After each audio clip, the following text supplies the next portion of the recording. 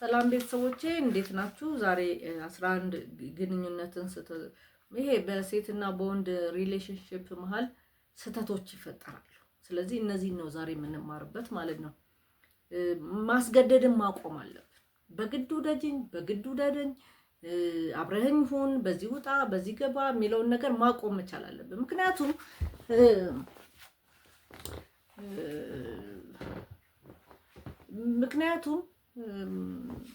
በቃ ካልወደደች አልወደደችም አትቀበልህም ማለት ነው።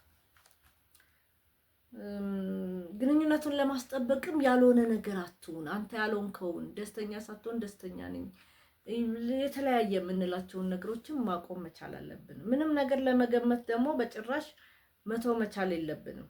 የግል ጥያቄን በትክክለኛ ጊዜ መጠየቅን አትፍራ።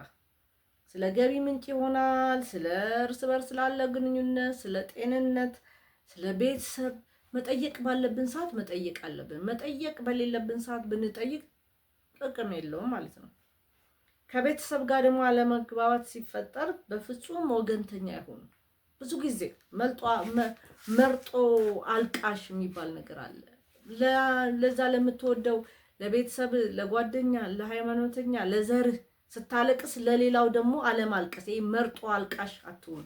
ቤተሰብ ላይ ጸብ ከተፈጠረ እኩል ትክክለኛ ራሽናል ሆነህ ነው ልታግዝም ይሁን ልታገላግልም ልታስታርቅም የሚገባ ማለት ነው።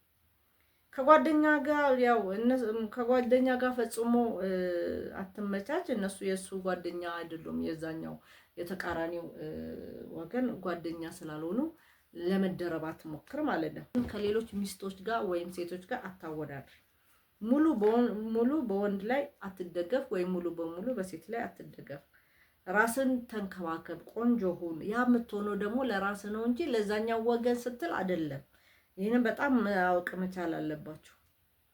ወንድን በፍጹም አትናቅ ወንድምህን፣ ሴትም ደግሞ እንዲሁ ሴትን አትናቂ። ተሳዳቢ አጋርን በፍጹም አትታገስ። ትህትና እንዲለምዱ ማስቻል መቻል አለብን ማለት ነው። እና ቤተሰቦቼ ዛሬ ፕሮግራም ይሄንን ይመስላል። አመሰግናለሁ።